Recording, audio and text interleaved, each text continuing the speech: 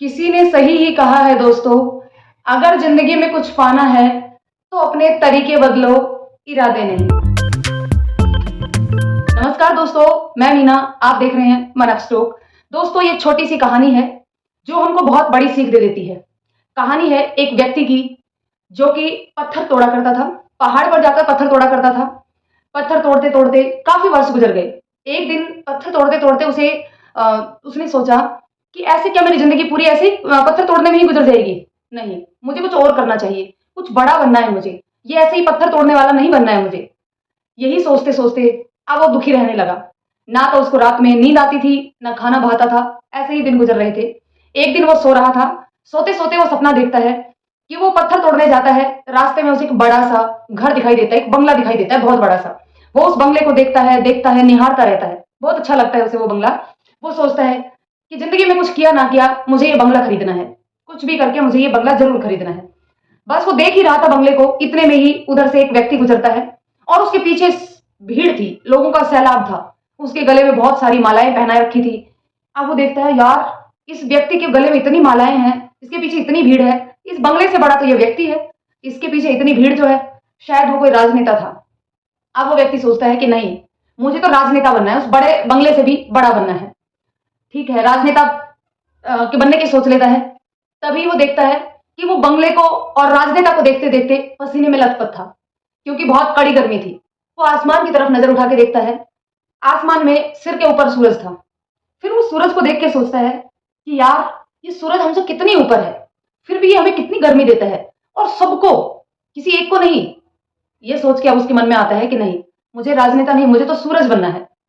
इतनी ही देर में वो सूरज को देख ही रहा था कि एक बादल की टुकड़ी आती है और सूरज को ढक लेती है। अब उसके दिमाग में आता है, यार ये सूरज इतना बड़ा था, लेकिन बादल तो इससे भी बड़ा है, इसने तो इस पूरे सूरज को ही ढक लिया।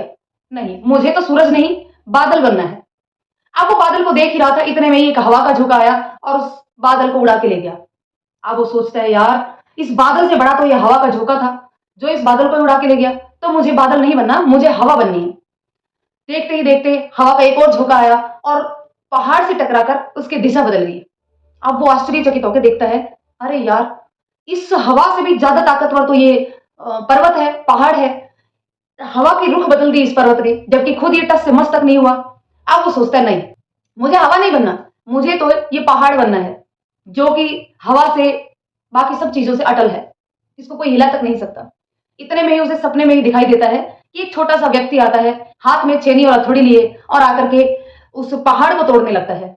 और फिर वो आदमी उस व्यक्ति को देख करके सोचता है, क्या है यार ये छोटा सा व्यक्ति इस इतने बड़े पहाड़ को तोड़ रहा है, इसका मतलब इस पहाड़ से ज्यादा ताकतवर तो ये है, इस पहाड़ से ज्यादा बड़ा तो ये है। तुरंत उसे सोचता है वो, नहीं नहीं, मुझे पत्थर तोड़ने वाला तो बिल्कुल भी नहीं बनना, क्योंकि मैं पहले ही पत्थर तोड़ने वाला हूं। अब एकदम से उसको घुटन महसूस होती है और वो अपने सपने से जग जाता है। तब उसे एहसास होता है कि ये मैं क्या देख रहा था। घूम फिर के मैं वापस आ गया उसी जगह पर। इसलिए दोस्तों, इस छोटी सी कहानी से हमें ये शिक्षा मिलती है कि जो हमारे पास है, हमें उससे संतुष्ट होना चाहिए। दोस्तों, संतुष्टि का मतलब ये नहीं कि हम आलस करके बैठ जाए, जितना है उसी में ही बस हो गया।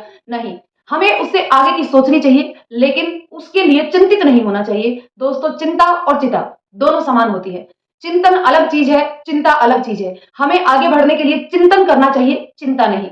दोस्तों, इसी के साथ मैं ये भी कहना चाहूंगी, मायूस ना हो बंदे, वजूद तेरा छोटा नहीं, तू वो सब कर सकता है जो किसी ने सोचा नहीं। दोस्तों, इसके साथ ही हमारा एक चैनल है मन ऑफ स्टोरी। अगर आपको स्टोरी पढ़ना और सुनना पसंद है तो आप जाकर के उस चैनल के ऊपर स्टोरियां पढ़िएगा।